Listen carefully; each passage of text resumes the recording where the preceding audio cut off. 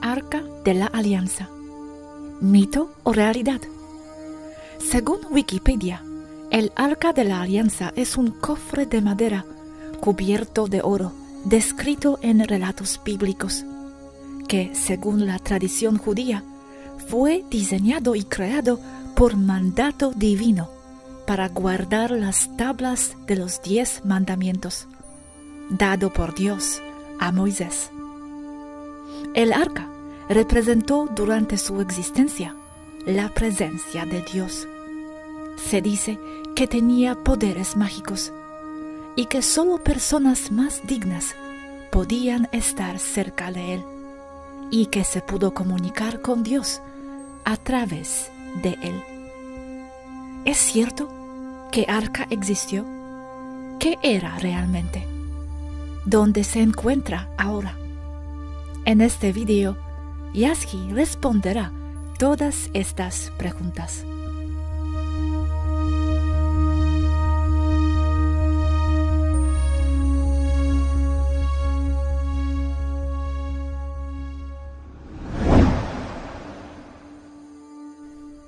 ¿De qué se trataba la historia de Arca de la Alianza?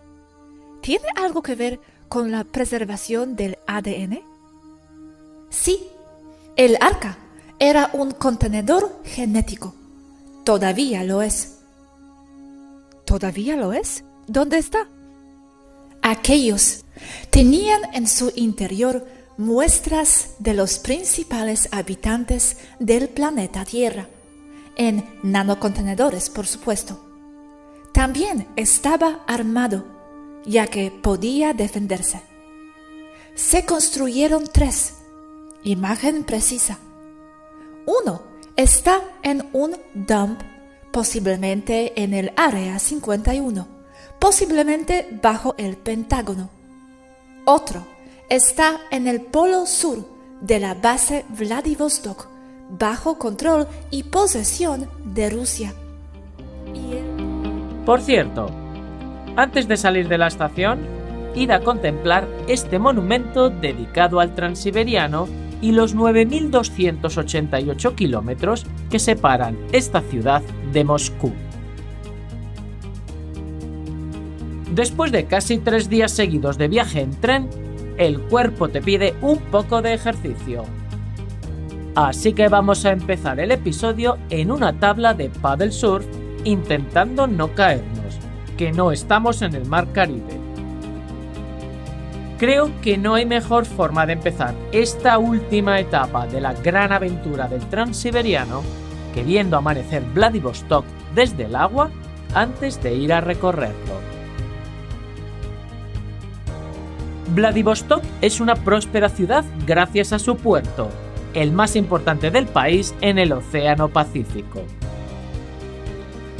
Hoy en día acoge enormes cruceros, pero debido a su ubicación estratégica, la historia de la ciudad no fue siempre tan idílica.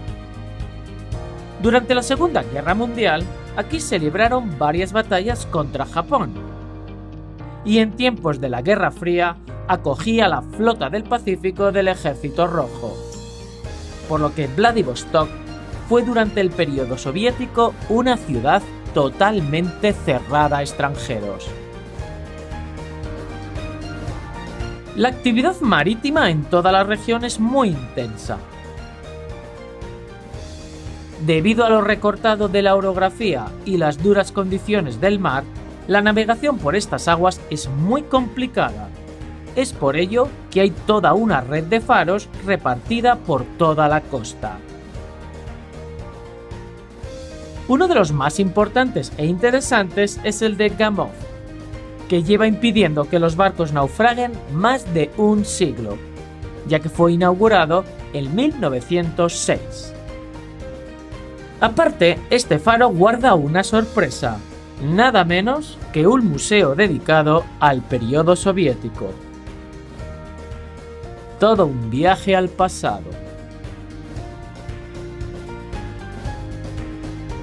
La ciudad portuaria de Vladivostok está situada a pocas millas de distancia de la costa japonesa y cerca de las fronteras de China y Corea del Norte. Los que conozcáis un poco de la historia contemporánea ya estaréis imaginando que aquí pasaron muchas, pero que muchas cosas. Las playas y paisajes que rodean Vladivostok son de una belleza impresionantes. El hecho de que se encontrara tan apartado y junto a fronteras tan importantes como China, Corea del Norte o Japón, no sorprende que este territorio que hoy luce tan espléndido fuera durante mucho tiempo un espacio cargado de tensión política y estratégica. Sin ir a buscarlos, por el camino nos encontramos dos interesantes estructuras que hablan de todo lo que esta tierra ha conocido no hace tantos años.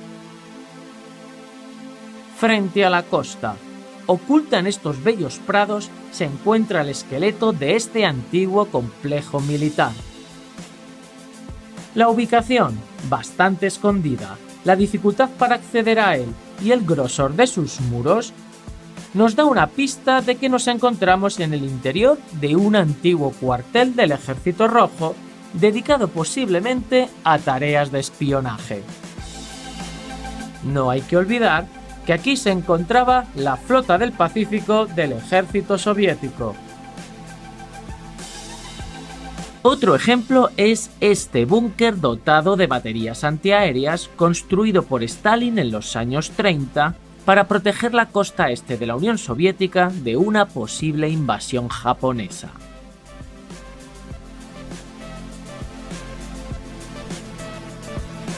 El búnker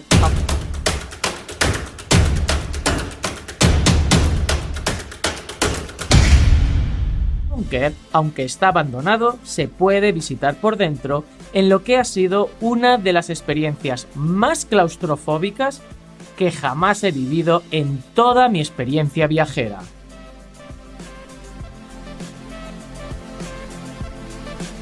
Aunque parezca imposible de imaginar, este búnker se diseñó para alojar a un contingente de 55 militares. Para que luego nos quejemos de cómo está la vivienda en nuestras ciudades. Hoy en día, los que venimos a visitar esta zona, además de recorrer un territorio que durante décadas estuvo cerrado al público, podemos disfrutar de unos paisajes naturales espectaculares y unas playas vírgenes ideales para terminar este gran viaje. Toda gran aventura ha de tener un gran final. La del Transiberiano termina aquí, en la costa de Vladivostok. En estas 4 semanas a bordo del mítico Transiberiano he podido descubrir a lo largo de 10.000 kilómetros un poquito de la riqueza cultural, religiosa, natural y gastronómica de Rusia.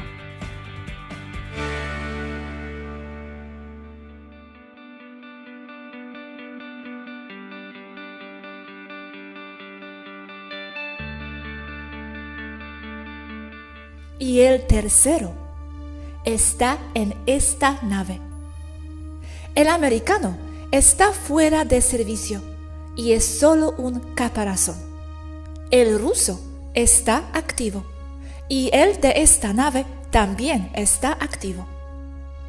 ¿Cómo lo consiguieron? ¿Y por qué se construyó en primer lugar? Para mantener y proteger la biología del planeta Tierra en caso de que ocurra una catástrofe mayor. Los estadounidenses y los rusos lo obtuvieron de diferentes lugares. El lugar donde los estadounidenses obtuvieron el suyo es algo que no se sabe 100%, ya que se dice que fue extraído de Egipto. Pero digo no 100% porque esa es la trama de la película de 1979, En busca del arca perdido.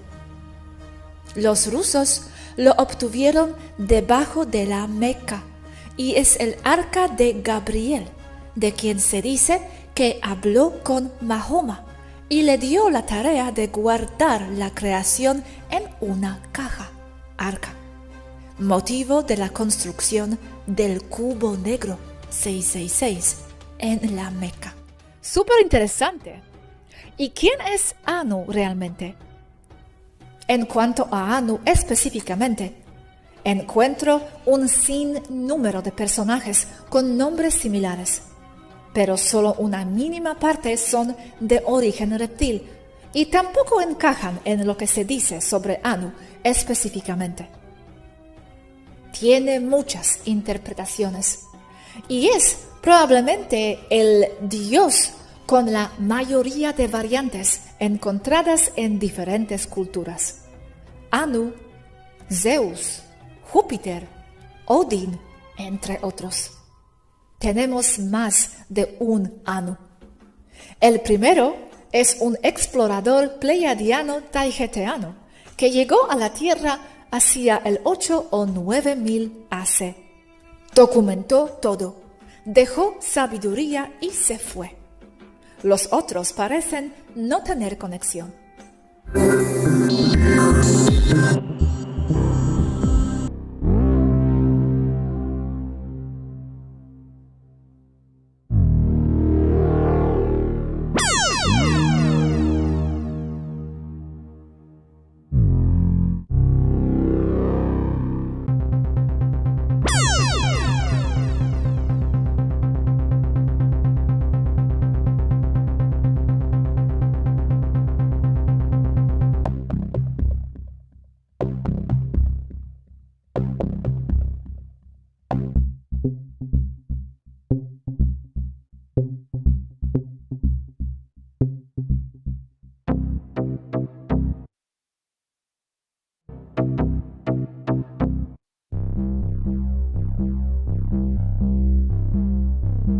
Esvaru, ¿qué significa esta imagen? La del toro alado, con cabeza humana. ¿Por qué cuerpo de toro con alas y la cabeza de un Anunnaki? El toro, o toro apis, es símbolo de Tauro, de la era de Tauro, pero viene de Egipto muy atrás, durante la época de que fue base o colonia. Significa la constelación de Tauro. Pléyades, principalmente, con Aldebarán en el cuerno, entre otras constelaciones habitadas.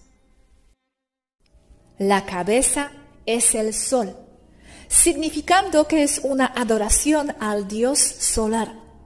Viene siendo lo mismo, o la misma tendencia simbólica que en la esfinge, cuerpo de animal representativo de una era con cabeza humana, asignado a dios solar, más dioses físicos Elohim.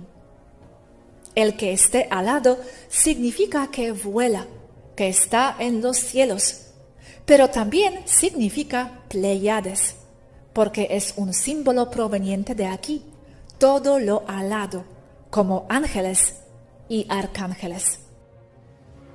Una pregunta sobre la imagen de antes del toro con alas y cabeza humana. ¿Eran positivos los que se representaban de esa forma, los Elohim? Sí, pero depende a quién le preguntes.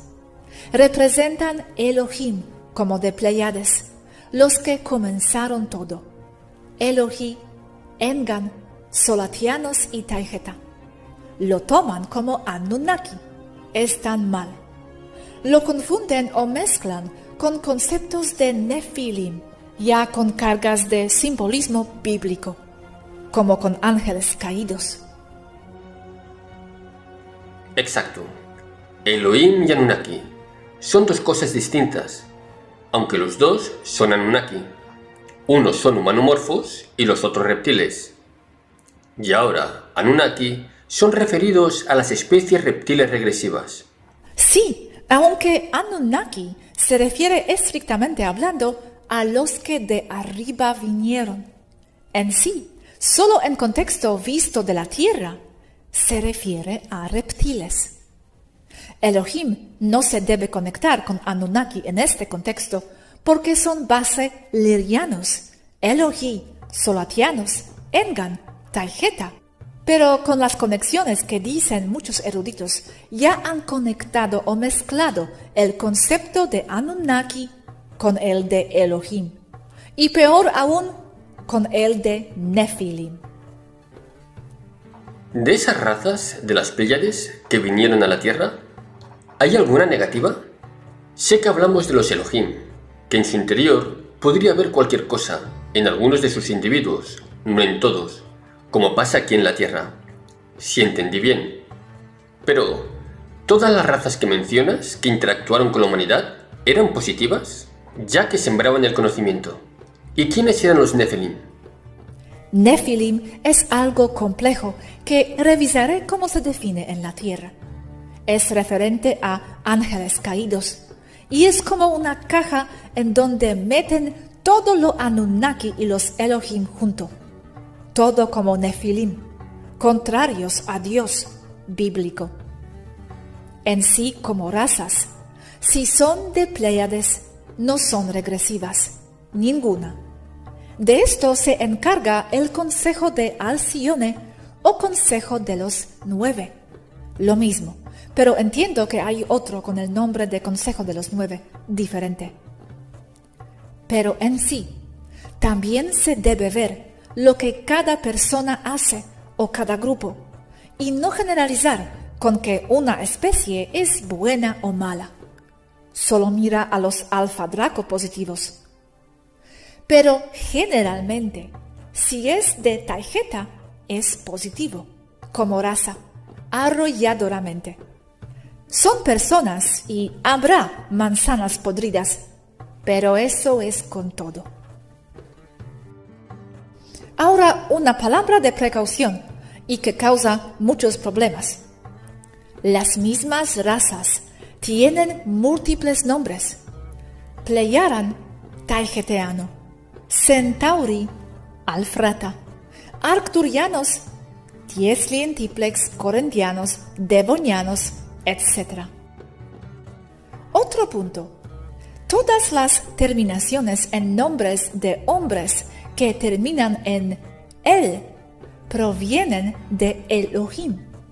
En este mundo significa es como o es Enlil de los dioses, cualquiera con ese nombre. La terminación A en el nombre de un hombre de Taijeta como Kila proviene de Anu, otro dios, según lo interpretan los términos humanos del antiguo entendimiento.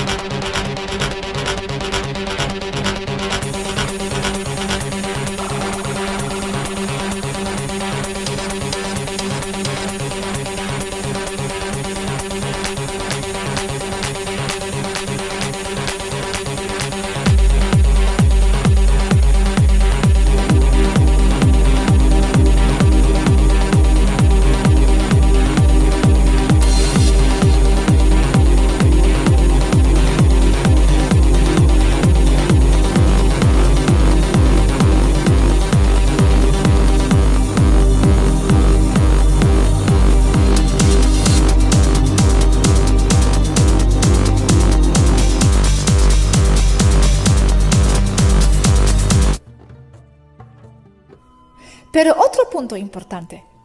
Elohim para nosotras se refiere a Elohi o a las Pléyades.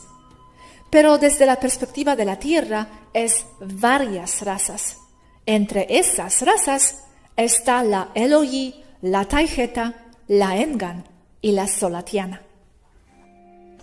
¿Y por qué los reptiles y masones usan el símbolo de Ishtar? Porque son atonistas o adoradores del sol, pero eso viene de la rama de Enki. El judaísmo no es monoteísta, Esto es falso.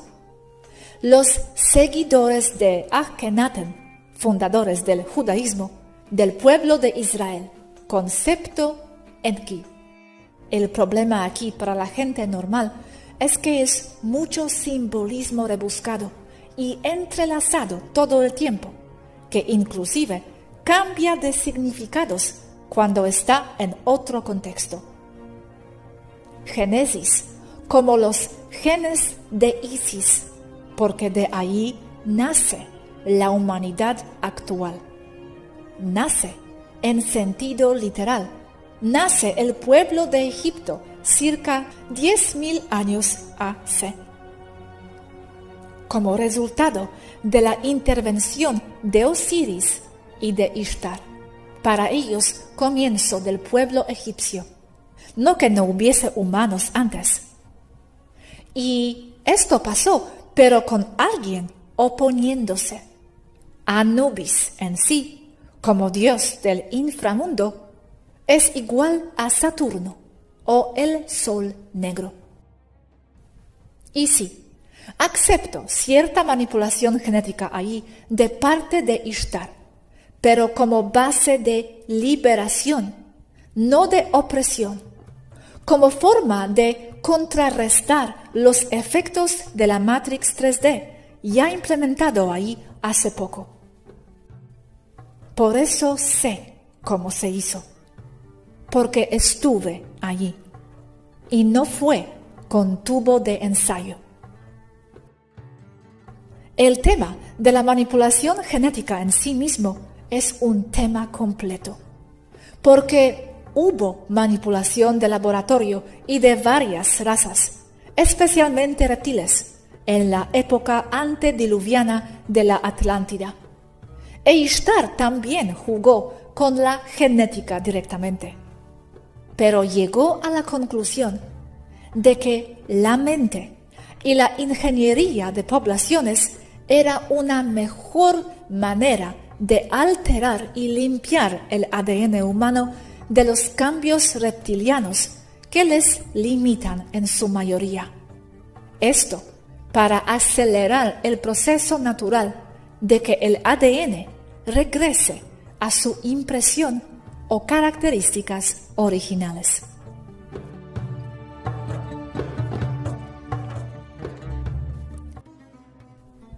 La Federación y Taygeta tiene registros detallados de esa época por Lemuria, que fue colonia de Taygeta, como ya ha sido expuesto en un video, y nadie encuentra quiénes fueron Enki, Enlil. Y conociendo de quién viene la información, los exoarqueólogos de Taygeta y del resto de la Federación concluyen que las tablillas sumerias fueron creadas con el mismo propósito del Antiguo Testamento: desinformación y control mental.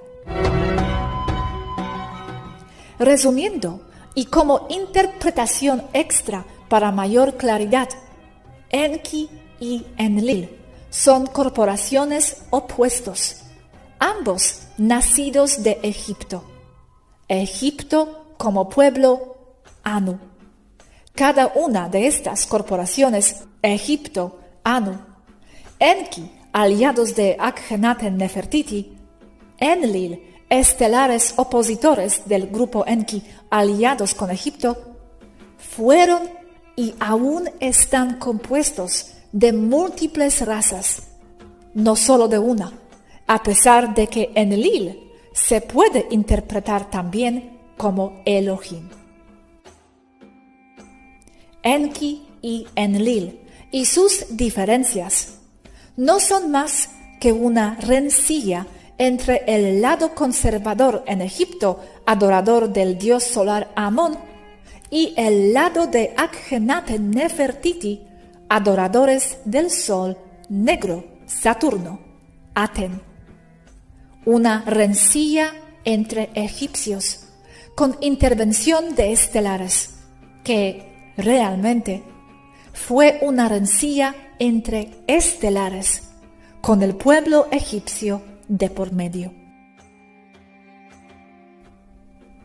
Y si datos paralelos son encontrados en otras partes del mundo, es solo porque eran parte de una civilización planetaria que, al igual que la Iglesia lo hizo siglos más tarde usando barcos de vela, sembraba los mismos conceptos por todas las demás culturas, pero usando naves estelares, vimanas, usando términos de la época.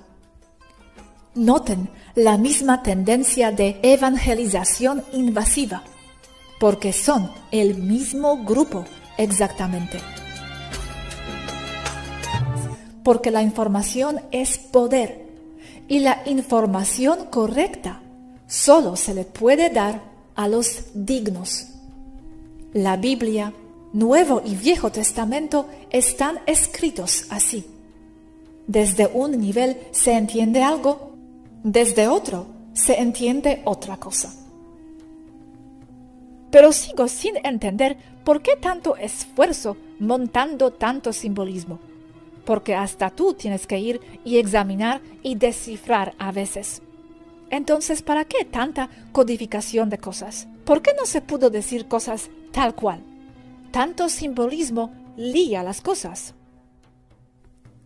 Debes darte cuenta que el simbolismo en sí es un lenguaje y bastante completo. Es antiguo y dio base a la escritura egipcia, basado en glifos o pictogramas. Es un lenguaje. Tienes que hablarlo o no lo entenderás. Rápida aclaración. Entonces, ¿Mahoma era una persona real? Sí, lo era. En la historia, algunos son personas reales, pero con atributos exagerados. El tercero es el arca de Miguel, que en realidad es el arca de Isis, ya que ella era una genetista, Ishtar, y ha estado bajo nuestro cuidado durante generaciones. ¿Quién los construyó y por qué exactamente? ¿Los tres fueron construidos al mismo tiempo? Sí. La razón es que los tageteanos sabían que la tierra iba a sufrir un cataclismo justo después del desastre de Tiamat. Entonces, teniendo en cuenta la redundancia, se construyeron 3 arcas y en ellos se guardaba la biología de la tierra en nanocontenedores. Es imposible colocar allí toda la biología, pero allí se guardó la mayor cantidad posible. Códigos de ADN. ¿Los tageteanos construyeron los 3? ¿O la Federación? ¿Por qué 3? Los tageteanos son federación, y fue una operación de la Federación confiada a los tageteanos en ese entonces. ¿Por qué 3? 2 debían mantenerse en la tierra, en lugares seguros. 1 en el puerto estelar de la Federación y Dump bajo Giza. El otro en Sumeria, bajo tierra, bajo Alt-Ur, otro puerto estelar de la Federación. Y el tercero debía ser mantenido y custodiado por las fuerzas de Taygeta, como lo es hasta el día de hoy.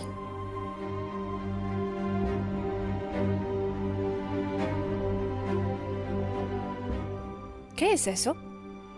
Ese es el puerto estelar Alt-Ur, Starport, en Irak, donde se guardó el arca de Gabriel durante miles de años.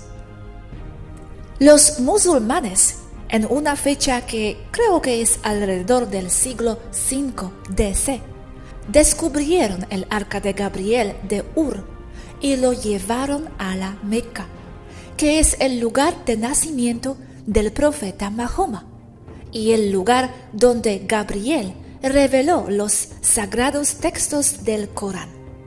Se colocó allí debajo o en el cubo, no puedo decidir.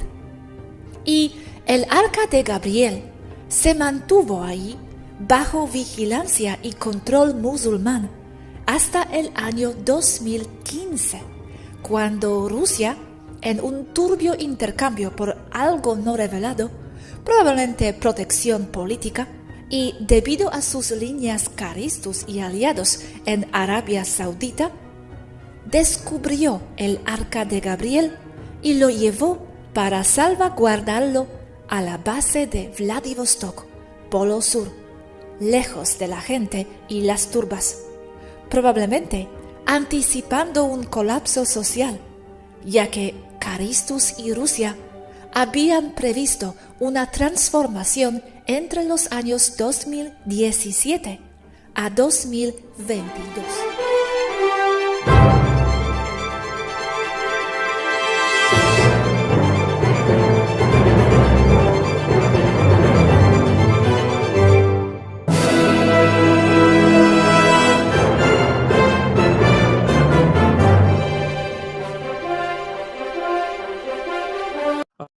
Yes.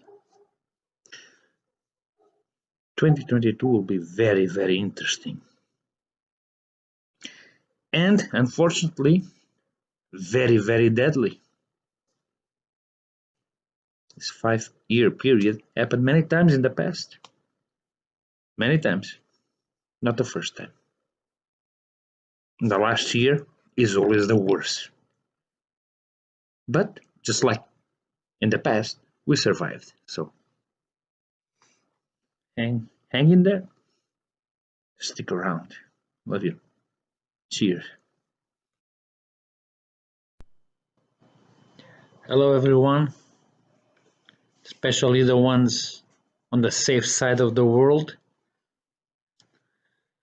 I'm not making this video to brag about, because there's nothing to brag about when it comes to human misery and war and death. But as I do from time to time, I try to remind people of certain aspects so they don't forget. As you know, in 2009, it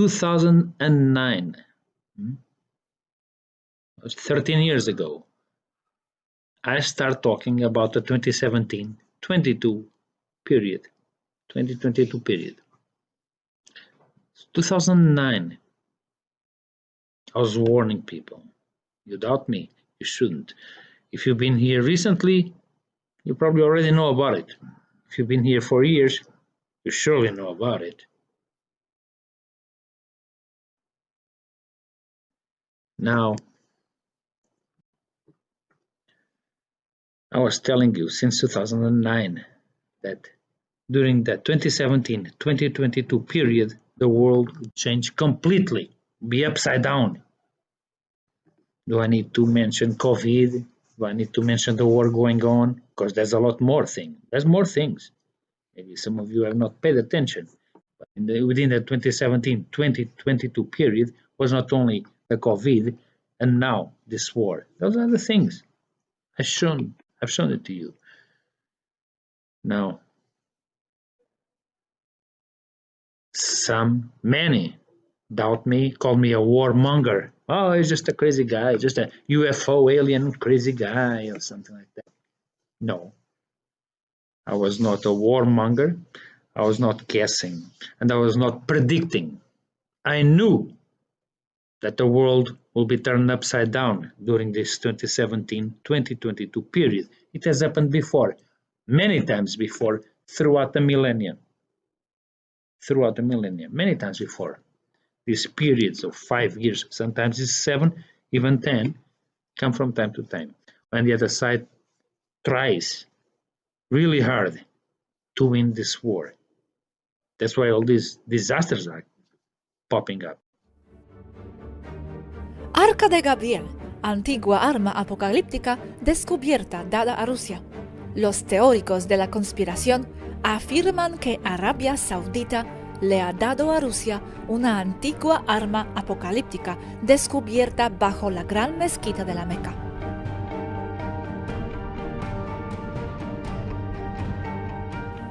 Los arcas no son cajas vacías o cajas de hielo, para mantener la biología en ellas. Son dispositivos de alta tecnología, capaces de defenderse de todo lo que pueda amenazar lo que guarda en su interior. Toda la biología en muestras genéticas y códigos del planeta Tierra, nada menos. Puede comunicarse con las fuerzas de la Federación y las naves taigeteanas de arriba, y también puede repeler lo que su inteligencia artificial pueda considerar un ataque a su integridad. Esto también ha provocado o hecho que los humanos digan que está protegido por los dioses o por Dios y que tiene extraños poderes divinos. Este es el caso en 2015, cuando el arca fue retirado de su lugar de descanso, donde había estado desde el siglo V DC. Aquí Yasky se refiere al incidente de 2015, el colapso de grúa de la Meca, vuelco de una grúa sobre orugas sobre la Masjid al-Haram, la gran mezquita en la Meca, Arabia Saudita. 111 personas murieron y 394 resultaron heridas. El accidente se ha citado como el colapso de grúa más mortífero en la historia moderna.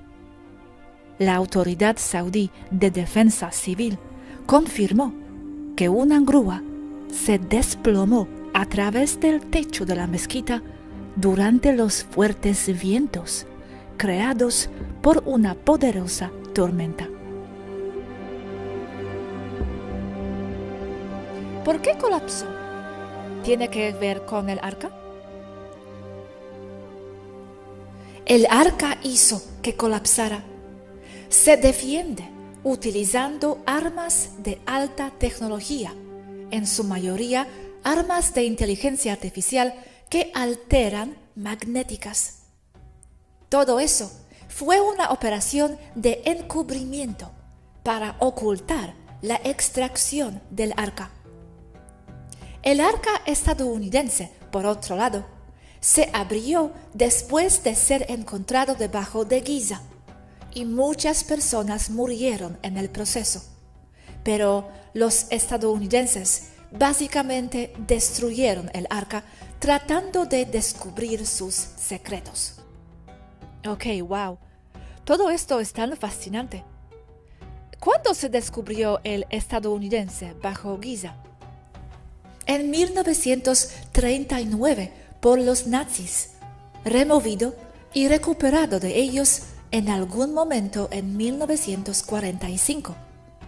Raiders of the Lost Ark de Steven Spielberg, película de 1979, es mayormente verdadera y una tapadera para eventos reales. Increíble. Está bien. ¿Cómo se recolectó el ADN de tanta biología? Mediante una laboriosa recolección de muestras de rayo tractor, no muy diferente a las mutilaciones de ganado ahora, pero de una manera menos invasiva y no letal. Ok, entonces se les explotó. Lo abrieron con herramientas eléctricas y explosivos. Pero antes de eso, el arca usó armamento magnético y tecnología defensiva de explosión de sonido para detener a los estadounidenses. Muchos murieron. ¿Sabían lo que era cuando intentaban abrirlo? Probablemente no lo sabían. Todo lo que querían era poder. Pensaron que era un transmisor para hablar con Dios. En cierto modo retorcido, lo es, ya que se puede hablar con personas en órbita. Se dice que Moisés guardó dentro del arca las tablas rotas que contenían los 10 mandamientos. Esto es principalmente simbología. ¿Por qué la Federación lo dejó ahí, bajo Giza, ¿por qué no subirlo? Quiero decir, si algo le pasa a la Tierra, ¿no es más seguro allá arriba? Se suponía que debían estar en lugares muy seguros, en dumps, bajo el control de la Federación. Ok, mencionaste a Moisés. ¿Estaba él involucrado en esta historia entonces? Se dice que Dios le dio el arca. En realidad, tomó el arca de Giza, ya que era un símbolo de poder, ya que ningún ejército que tenga el arca ante ellos puede ser derrotado. Se dijo que cualquiera que tuviera el arca se volvería invencible. Lo tomó de Giza, ¿y qué hizo con él? Lo devolvió ahí, ¿verdad? Ya que es donde se encontró más tarde. Era el faraón de Egipto. Podía hacer lo que quisiera. Lo que pasó con el arca es dudoso. Estuvo cambiando de sitios en Europa durante unos cientos de años, alrededor del año 1000 AC, antes de ser devuelto a Egipto por los antiguos sacerdotes egipcios y las personas que trabajaban para ellos. No está claro dónde estaba y dónde había estado. Se dice que estuvo en Francia con los Gauls y luego en Inglaterra e Irlanda con los celtas. Y esto tiene sentido, ya que Irlanda y Escocia tienen fuertes raíces y comunicación con Egipto, ya que la cultura egipcia nació en Irlanda. Pero finalmente regresó exactamente al mismo lugar debajo de Giza, o no exactamente el mismo. Probablemente el mismo lugar. Eso es extraño, que sabrían dónde estaba originalmente. En aquel entonces, cuando Egipto todavía era fuerte, por supuesto que lo sabían.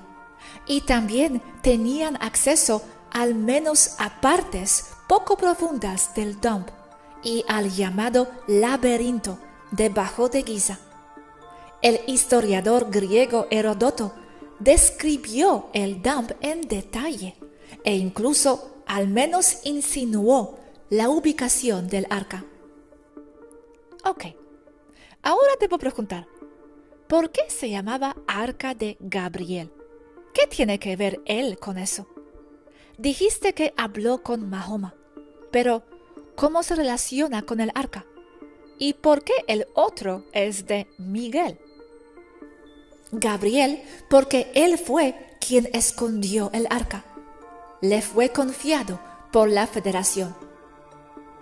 De Miguel, solo porque el cristianismo alteró los eventos, eliminando cualquier protagonismo de cualquier mujer, porque era el arca de Ishtar, Isis. ¿Por qué? Porque fue ella quien mantuvo la biología de la tierra allí para evitar la destrucción durante el cataclismo previsto y venidero. ¿Pero los tres arcas fueron idea suya? ¿Mantener la biología en ellos? ¿Y el tercero de quién es? Ok, de nuevo. 1. Arca de la Alianza, ahora en el Área 51. 2. Arca de Gabriel, en la estación Vostok, Rusia, Polo Sur. 3. Arca de Miguel, como se dice en términos humanos, en Toleka, ahora aquí. Alianza equivale federación, arca principal. Arca de Miguel, el prototipo. Arca de Gabriel fue el redundante. Arca de la Alianza fue el principal. Vaya, no sabía que se llamaba oficialmente así. No sé mucho. ¿Por qué necesitaba mantener la biología de la Tierra en cápsulas de ADN? ¿Y qué pasa si se destruye? Solo preguntando. ¿Y también se tiene el ADN de los perros ahí? La Tierra casi fue destruida debido al incidente de Tiamat, Por eso se construyeron los arcas. Son tecnología de tarjeta, antigua, pero aún funcionando. Lo sé, pero ¿por qué es necesario preservar esa biología? Quiero decir, ¿teníais en mente recrear toda esa biología en otro lugar en caso de que sucediera algo? Sí, de nuevo en la Tierra, para volver a sembrar la biología en la Tierra. No se admiten perros, porque son muy recientes, o pueden contener caninos antiguos con forma de perro. Aquí, el simbolismo de los ángeles, Taiheta y Caristus, uno al lado del otro, personas aladas. ¿Conoces esta simbología desde hace 3 años? Entiendo. ¿Pasó esto ya antes? ¿Resiembra? ¿Después de algún reseteo? Sí. Después del cataclismo, muchas especies se volvieron a sembrar en masa, aunque se están sembrando todo el tiempo. Lamentablemente, muchas especies han desaparecido en el abismo de la extinción. Sin embargo, entre las sombras hay destellos de esperanza. Hablaremos de 4 animales que creíamos que ya no existían, pero que han vuelto a aparecer. Comenzamos con la tortuga gigante de Fernandina. Este animal se caracteriza por su gran tamaño y su caparazón en forma de cúpula. Después de que se encontraran pocos ejemplares en la isla Fernandina, se creyó que la especie se había extinguido. Afortunadamente, en 2019, un equipo de científicos liderado por la organización Galapagos Conservancy encontró un ejemplar hembra en la isla Fernandina. Este descubrimiento fue emocionante, ya que se pensaba que la especie había desaparecido por completo. La tortuga hembra encontrada en 2019 fue llevada a un centro de conservación para su protección y estudio. Los científicos esperan que este descubrimiento ayude a encontrar más ejemplares de la especie y establecer un programa de cría en cautiverio para ayudar a aumentar su población. Ahora, hablemos del coelacanto. Es un pez de gran tamaño, capaz de alcanzar hasta 2 metros de longitud y superar los 90 kilogramos de peso. Estos peces se consideraban extintos desde el período Cretácico y solo se conocían a través de fósiles antiguos. Sin embargo, en 1938, un ejemplar vivo fue descubierto en la costa oriental de Sudáfrica. Desde ese momento, se han encontrado más especímenes en distintas partes del mundo, incluyendo las costas de Madagascar, Indonesia y Tanzania. Pasemos al autillo rajá de Borneo. Es un ave de tamaño mediano con un plumaje de tonos marrones y manchas blancas en el pecho. Se alimenta principalmente de pequeños mamíferos, aves y reptiles. La historia de este autillo es bastante curiosa. Fue descubierto por primera vez en 1893 por un naturalista británico llamado Alfred Russel Wallace. Pero después de ese avistamiento, no se había vuelto a ver ningún ejemplar. Parecía que se había esfumado del mapa, pero en 1996 se encontró otro ejemplar en la isla de Borneo. Desde entonces, ha habido más avistamientos y registros de esta especie en diferentes partes de la isla. Por último tenemos al insecto palo de la isla de Lord Howe. Es un bicho muy raro que parece una rama o un palo. En un punto, todos pensábamos que había desaparecido por completo. ¿La razón? Las ratas negras. Resulta que se comían sus huevos y bebés. Además, la tala de árboles y la destrucción del hábitat natural de esta especie también contribuyó a su desaparición. Pero en 2001, un grupo de científicos encontró un grupito de estos bichos en la isla Ball's Pyramid. Desde entonces, se han hecho cosas para proteger a estos bichos y hacer que su población crezca. ¿Por qué es necesario volver a sembrar con la misma biología? ¿Por qué no sembrarlo con algo de fuera de la Tierra?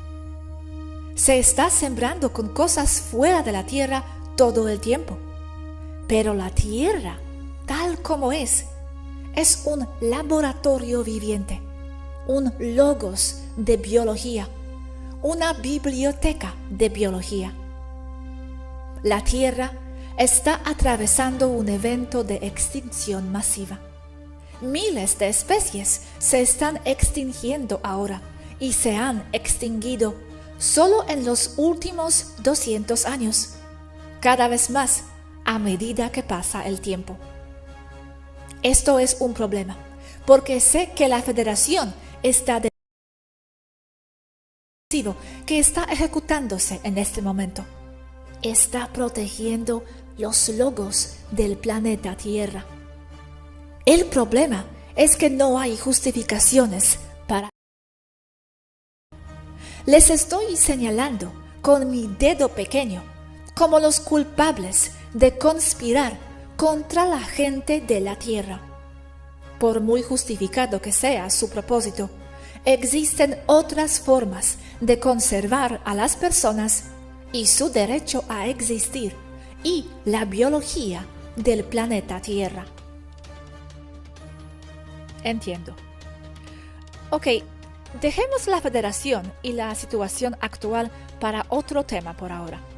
Volviendo al arca. Tengo una pregunta sobre el color de ese arca. ¿Es esa pintura dorada brillante el color original?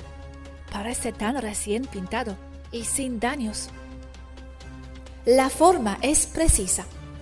Se hizo a partir de textos antiguos, incluido un pergamino del Mar Muerto como papiro. No es pintura dorada. Está hecho de oro macizo. Vaya, muy hermosa. Ahora, ¿cómo se filtraron realmente esas fotos? ¿Se hacen públicas así? Lo que estás viendo son copias, basadas en textos e imágenes precisas de Egipto. Oh, entiendo. Sin embargo, ¿es así como se ven? ¿Es exacto?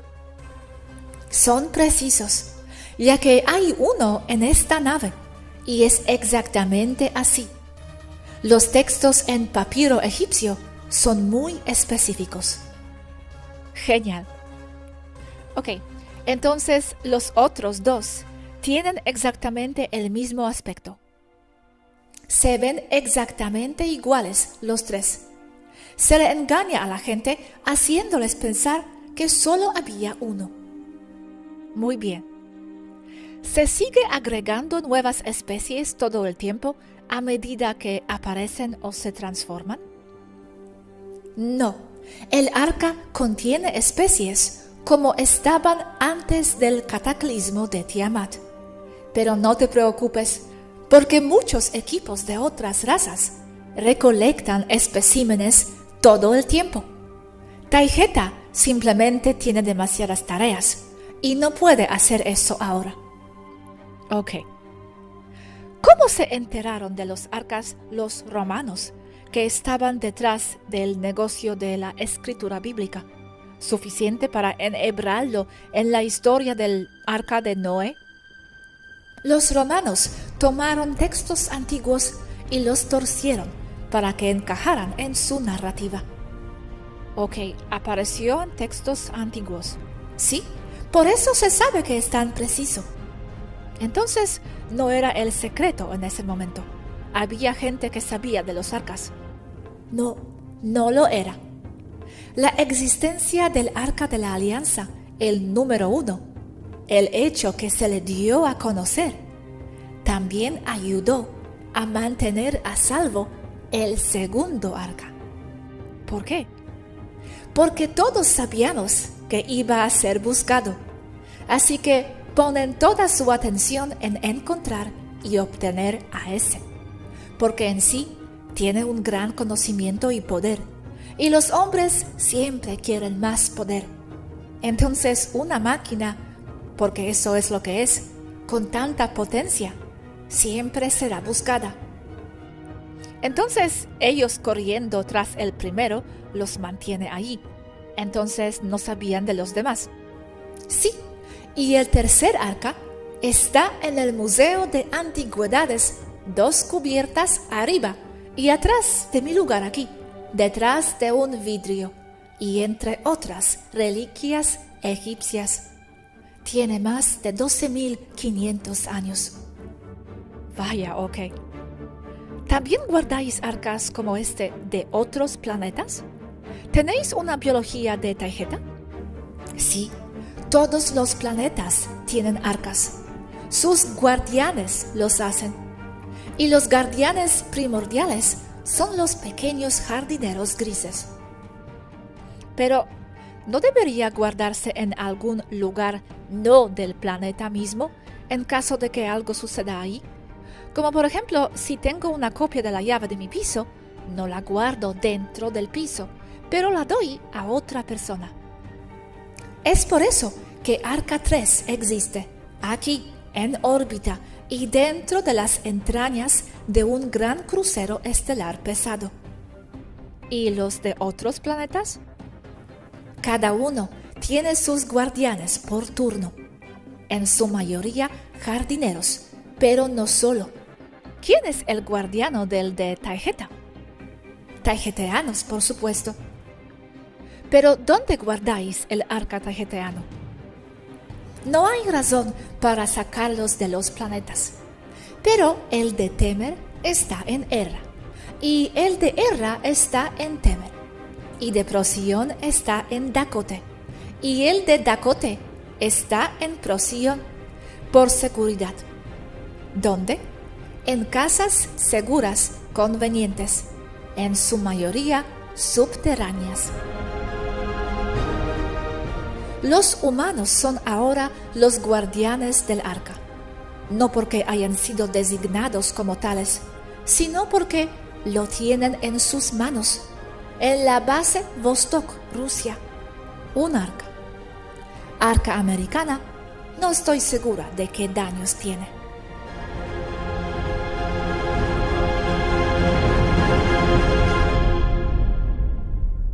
Preguntas de seguidores. Existe el rumor de que hay un arca en Etiopía, bajo vigilancia 24 horas al día, 7 días a la semana. Y los guardianes que lo vigilan tienen una vida corta por estar cerca de él. ¿Estuvo en Etiopía? Soy consciente de lo de Etiopía. Incluso he sobrevolado esa zona. Hay 2 ángulos de esa historia de Etiopía. Uno es que puede haber sido uno de los arcas que se movió por ahí durante un periodo de tiempo. Luego se dirigió al lugar donde se descubrió más tarde. Pero ambos arcas que se pueden colocar en Etiopía se encontraron en dumps en las profundidades del subsuelo.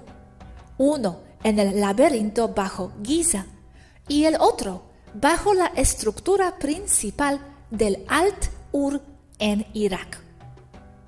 Esto solo de mí. Hace mucho tiempo, en Etiopía, pude ver desde el aire el arca que tienen allí durante una de sus ceremonias.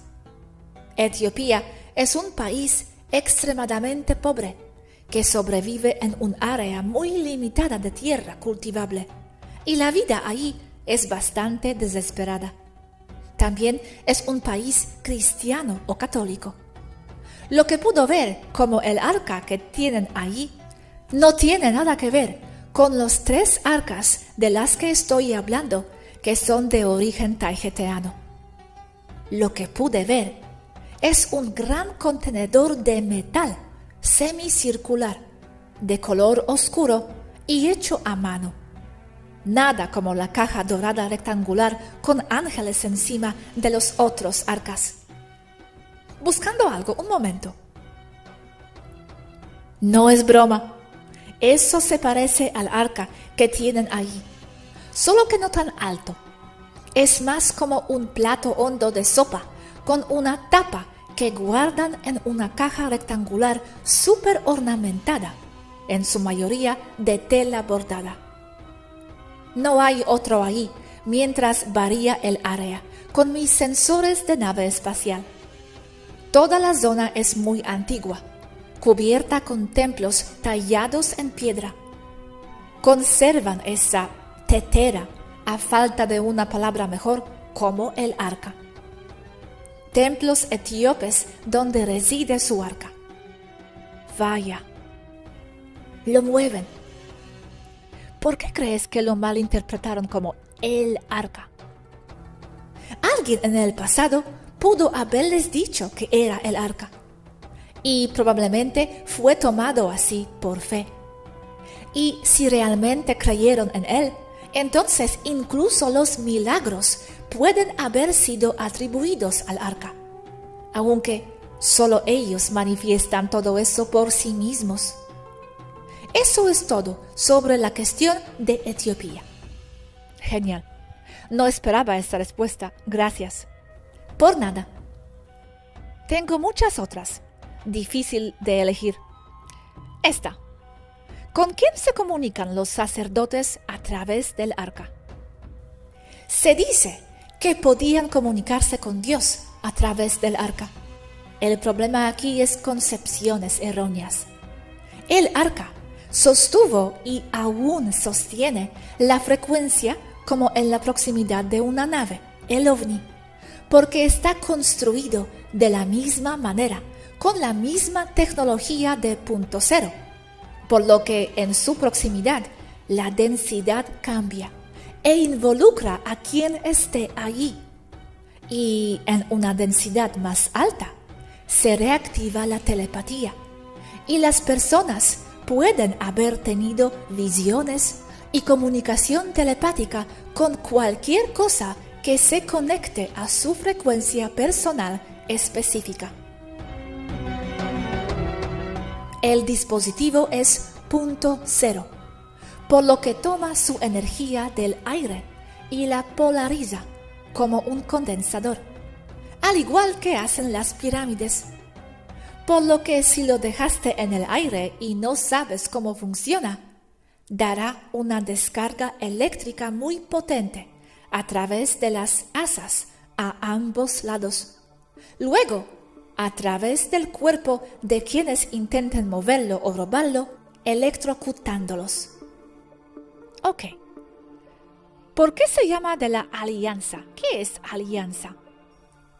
La alianza se puede interpretar de dos formas básicas.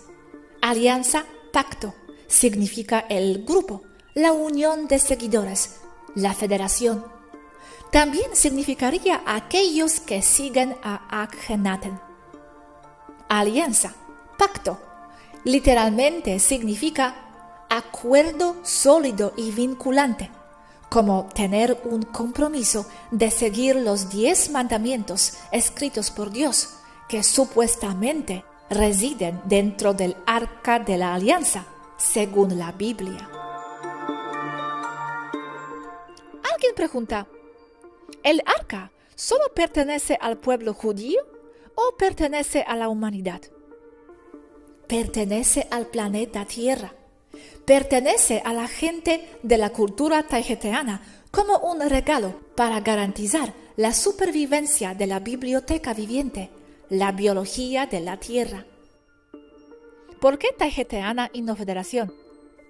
Es federación trabajando a través de Taijeta, ya que Taijeta es un miembro de la federación, Rose. ¿El arca está compuesta por alguna forma de radiación? No radiación atómica ionizante, es punto cero y puede emitir radiación electromagnética como medio de defensa, como arma. ¿Se usará el arca como arma? Puede usarse como arma. Saber engañar a sus mecanismos de defensa. Por eso se dice que ningún ejército que tenga el arca ante ellos puede ser derrotado. Se vuelve invencible. Ok. Dijiste que se usaba antes. Pregunta, ¿cuándo y cómo se han utilizado en nuestra historia? Se utiliza cada vez que se necesita restaurar la biología de un lugar, incluso si es para reparar el ADN de un animal o una planta. Cada vez que hay un cataclismo, se utiliza, por ejemplo, después de la inundación. Se dice erróneamente que el arca fue entregado por Dios a Moisés. Eso sería entre los años 1330 y 1325 AC. Y los arcas son mucho más antiguos. Desde antes de la inundación, justo antes de ella, se hizo para preservar la biblioteca viviente, ya que estaba amenazada por las consecuencias de la destrucción de Tiamat. ¿Y cómo se usa cuando es necesario usarlo? Quiero decir, ¿cuál es el proceso? La muestra se toma por resonancia de frecuencia o compatibilidad de frecuencia con la especie a reparar. Esto es por o con el uso de tecnología muy precisa tipo rayo tractor. Se carga en una computadora que controla un pod médico o también en la computadora que controla el rayo tractor externo, que luego se usará para imprimir el cambio en el animal en cuestión. Lo imprimirá directamente en sus celdas, mediante el uso del principio de frecuencia dominante, exactamente como en un pod médico, pero sin tener que colocar a los animales dentro de una máquina. Esto es una corrección, no una alteración, por lo que los cambios no se revertirán. Es un poco de ayuda para que cualquier especie vuelva a su correcta biología, representada en una densidad más baja de una más alta. Para volver a sembrar un lugar, es necesario reproducir muchos animales en un laboratorio. Animales cultivados en laboratorio a partir de muestras que se desarrollaron a partir del ADN del arca, imponiendo los datos del ADN en células madre vacías para crear un cigoto que crecerá en una cápsula médica y se convertirá en un animal completo. Cuando tengas suficientes, los liberas en el lugar correcto en el planeta elegido. Vaya, ese es un proceso enorme, teniendo en cuenta la cantidad de animales que hay. Solo necesitas unos pocos animales y se reproducen, dependiendo de la especie. Pero necesitas una nave grande, con los laboratorios adecuados, como esta, que también tiene un arca. Sí, pero hay tantas especies. Reintroducirlas todas es un proyecto enorme. Lo es. O puedes traer vivos de otro planeta que los tenga. Esto se hace todo el tiempo.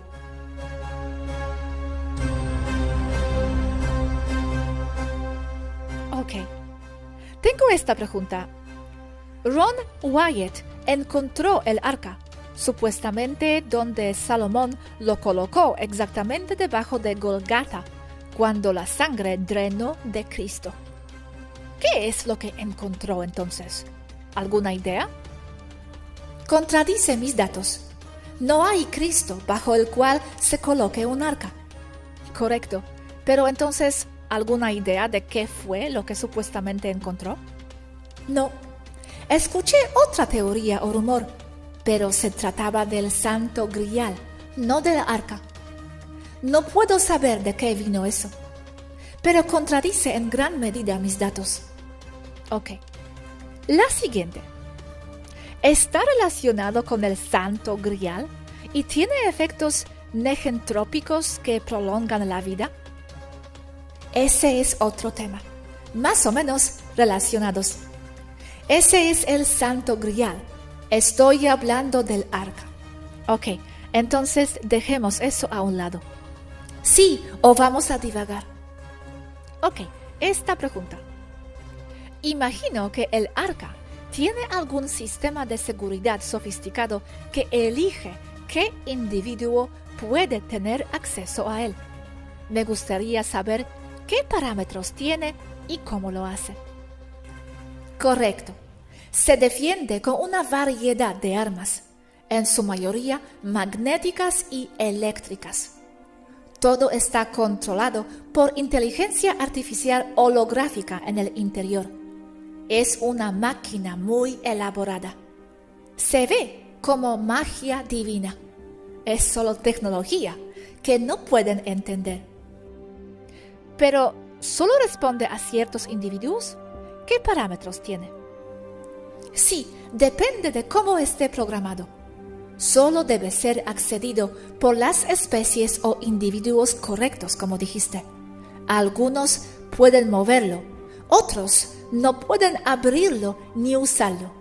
Otros Ni siquiera pueden acercarse a él sin que el arca se defienda con una fuerza a veces letal.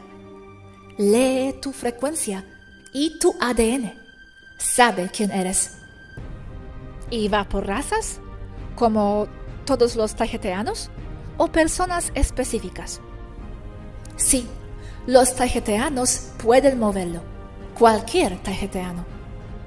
¿Semillas estelares de tarjeta también? ¿O debe ser un tajeteano no humano? No, lee el ADN y la frecuencia de existencia. No importa dónde supuestamente naciste. Bien, entonces no me destruiría si me acerco a él. Sabe si alguien es regresivo o no, dependiendo de su frecuencia. Por eso es de donde empezó la leyenda, que solo los dignos pueden acercarse a él. Repele a las personas no deseadas, como un imán que repele a otra. Si insisten, activará el siguiente nivel de defensa. Entonces, otras razas, si son positivas, tampoco se verían perjudicadas. No puede dañarlos, pero tampoco dejar que se acerquen.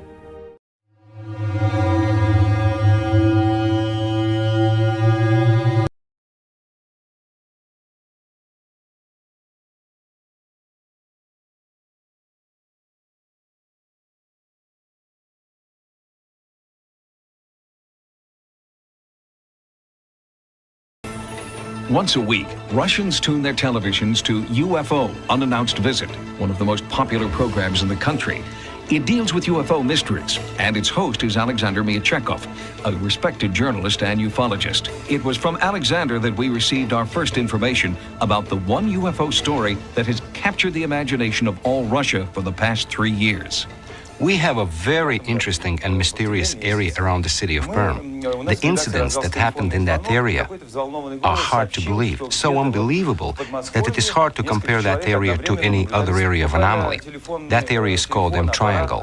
The journalist Pavel Muhartov has been there, and I'll tell you, he had unbelievable experiences there and developed new, almost superhuman abilities after visiting the triangle.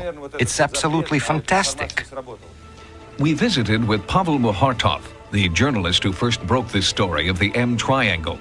He's a man with no formal scientific training, but he believes he encountered mysterious forces in the M Triangle zone that gave him new abilities and knowledge, the knowledge that would eventually lead him to the Russian space program. I grew up a slight man. My health was never good. I was even kicked out of the Russian military because I was too frail. This one here is proof that he was discharged from the army for health reasons. After I was discharged from the military, I worked for a newspaper as a reporter. I started reading letters about the M Triangle zone. He found documents in the archives that one of the KGB agents started to write reports to his superiors that strange phenomena started to appear. There were many UFO sightings, sudden insanity, and dangerous levels of radiation. My editor sent me there to cover the story. Wild feelings came over me, strange photos were taken, and many in the group fell ill. These are the photos taken at night. That's what they saw during the night, flying and hovering above them. For me, the M Triangle story is good. I developed great knowledge about aerospace and about physics, and my health improved. I quit the newspaper and was immediately accepted into the Soviet space program. The M Triangle changed my life. I am no longer slight. Now I am a cosmonaut. The M Triangle is an area considered to be a hotbed of UFO activity. It is located in a remote area 600 miles east of Moscow in the Ural Mountains. Eyewitnesses have reported strange craft, mysterious light phenomena, and encounters of the third kind with translucent beings. There are even journals and books devoted to the ongoing sightings in the M Triangle. When Muhartov first wrote about it, I was skeptical. It was too obvious that everyone who lived in the area saw all this extraterrestrial activity. Many suggest that the area is high in mercury deposits, and this is causing hallucinations. But could it be, to the extent that people are seeing signs and letters in the sky? There must be something there. But could it be, to the extent that people are seeing signs and letters in the sky? People are seeing signs and letters in the sky? There must be something there. Before our own sightings investigation at the M Triangle, we stopped at the Commonwealth Ufological Center, a government agency on the outskirts of Moscow dedicated to UFO research.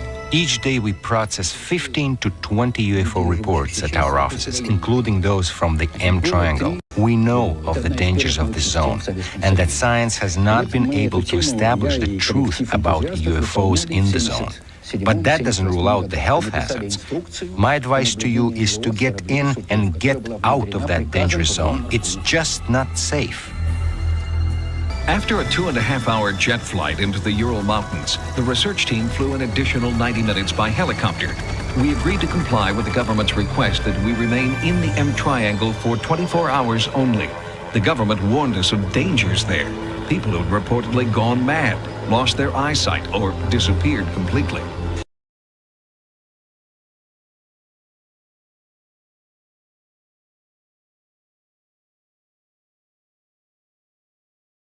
But he believes he encountered mysterious forces in the M Triangle zone that gave him new abilities and knowledge.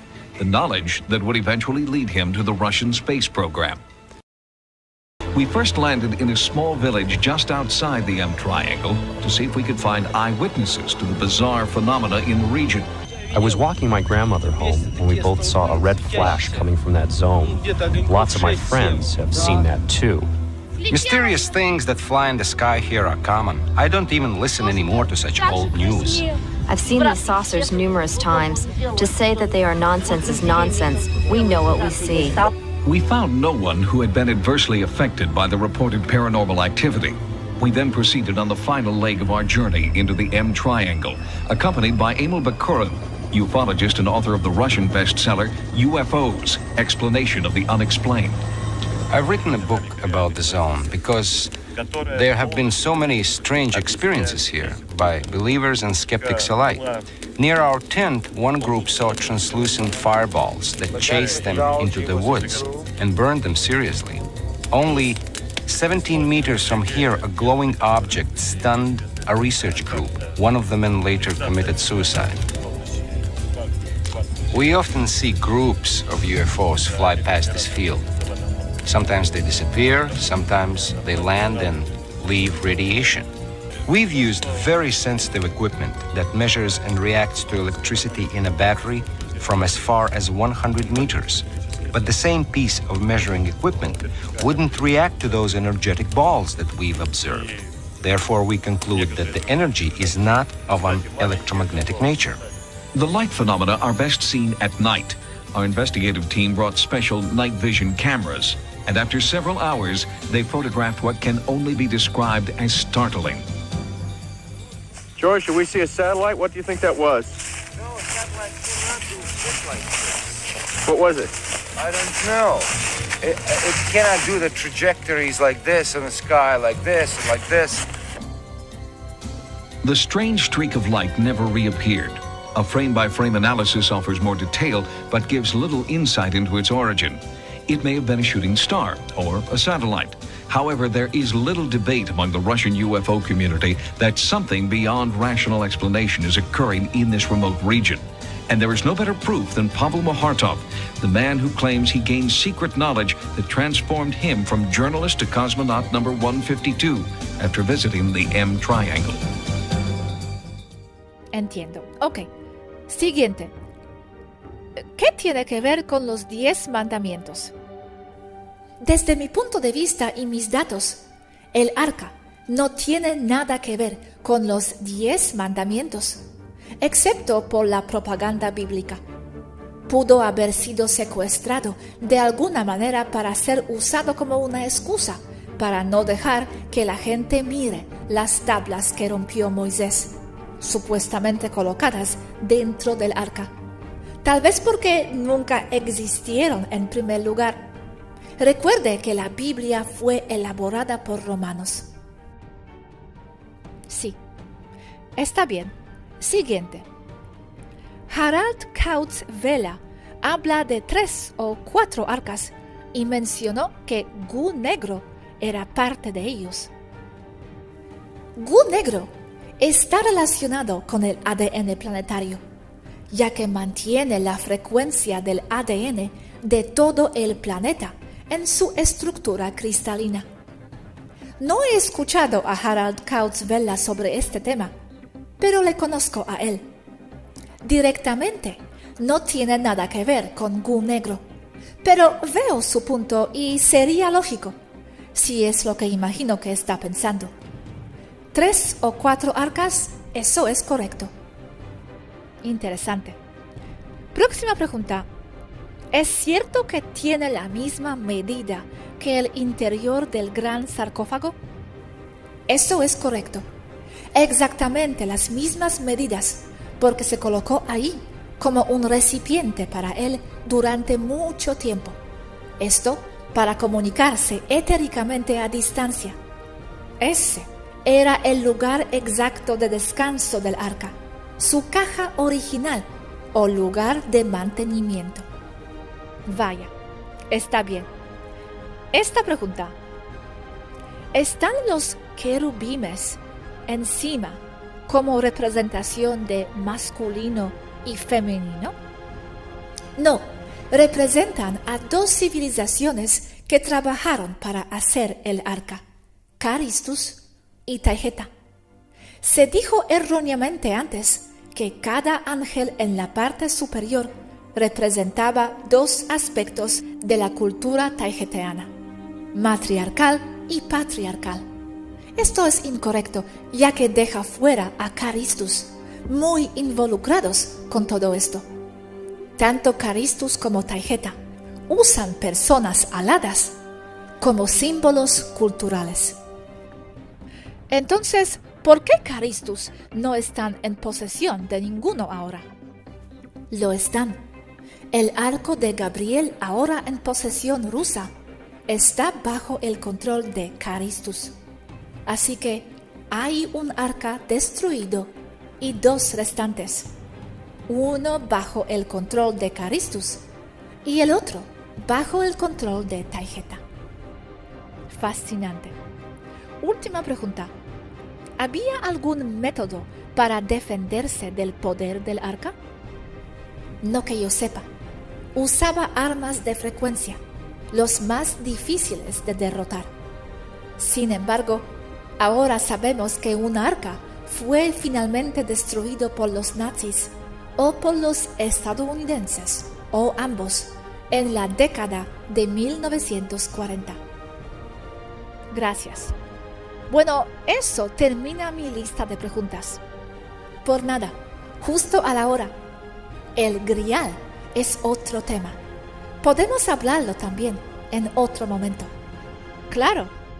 Que tengas una gran noche. Abrazos.